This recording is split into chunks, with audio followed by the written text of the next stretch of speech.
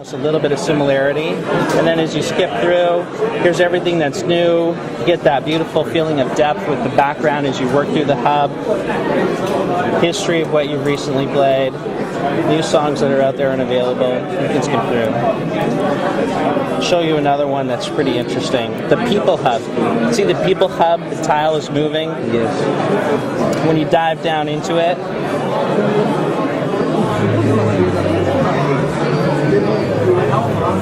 see recent contacts. Again, it's little tiles that are alive, they actually move. You can see all of your contacts. There's a really easy way to move around to different places inside your contact list if it's pretty long.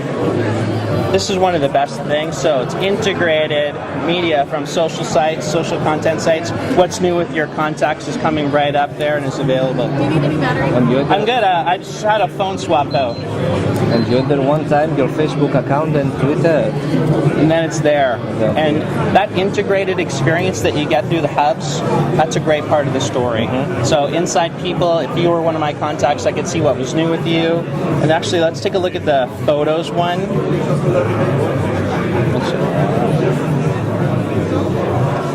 Here it is. So this is the Photos Hub, and there's a similar experience to the social networking. Here's family hike pictures. Here's what's new with my contacts. So these are the photos that my contacts have recently been posting to different social networking sites and photo content. It brings everything together in one place in a beautiful, compelling I way. find it difficult to imagine how third-party apps will be working this UI in a separate way. So there's a marketplace, and the marketplace you can go and purchase applications or find free applications. You can bring applications to the forefront. So, for example, And the third-party application could make a tile yes, I could show you here. and Let me show- appear in the... So here's the start experience with all the live tiles. You click over here, you can go to a laundry list of applications that you happen to have on here. So for example, if you have a new application, and you can select and hold an application, and a dialog comes up. Oh, it's going into the camera. That's not what I intended. This is the back button. So if I go into applications and I select and hold it, I'm going to have an option to pin that application to the start screen. So for example, let's try this. It's not letting me pin that one. Let's try calculator. So here I can add that to the quick launch, and calculator will come onto my home screen now. And then, did you see how Joe moved these tiles around? There we go, calculator. So I can press and hold calculator.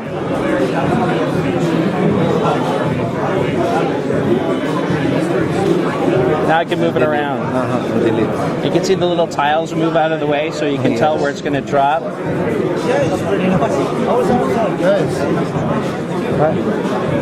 Move it around. We do have a look at the Outlook application, the mail application. Let's take a look at mail. Yes. So here's all of your mail, happens to be coming in. And again, you can see across the top there's some options. So when you flick with your finger, you can go to unread, you can go to flagged mails, you can do what you want.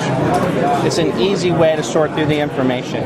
And your mail application, you can have multiple different mail accounts. You can have different tiles for different mail accounts. Flash support will not be... No flash at launch. Not as even Steve, in launch. Not at launch, but as Steve said, we're certainly not opposed to supporting Adobe Flash. So all the devices, for example, have just 3 buttons on them. This is a button for on, off. And it's the search. Press the search button and you get to Bing. Press and hold. Hey, it's the new Bing. This must be today's page.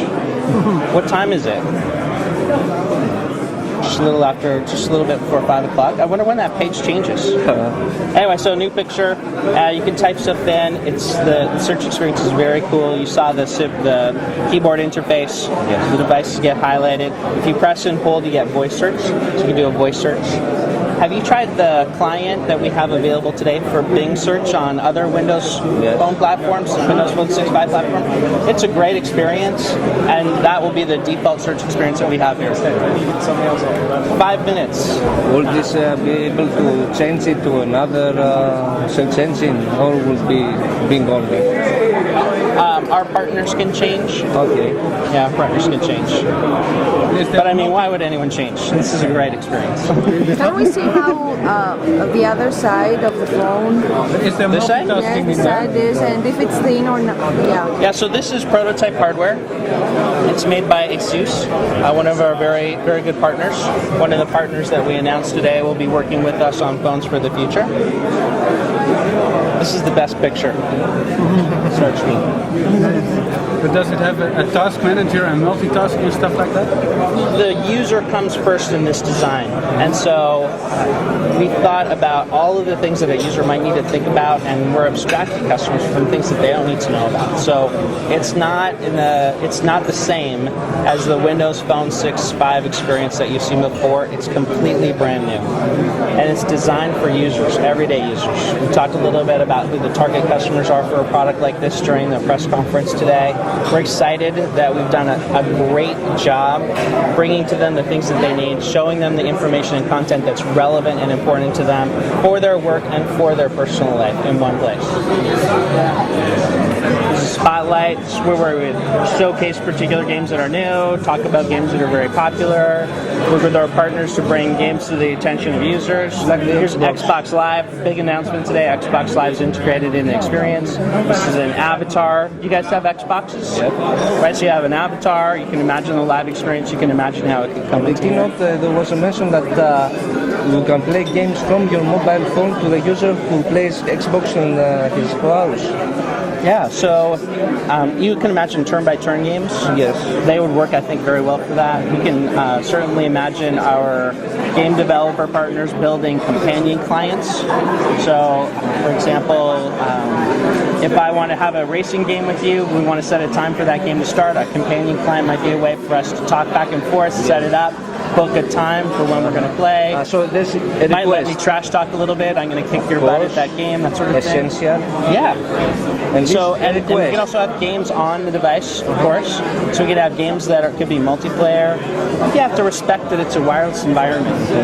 So you have to be smart about treating the user with respect and treating wireless with respect so that the experience comes together for them. And so I think multiplayer games like Halo, full three-dimensional, that can get a little rough. But I think it's still going to be a great platform. And I definitely think, especially from a companion client perspective, there's real opportunity there.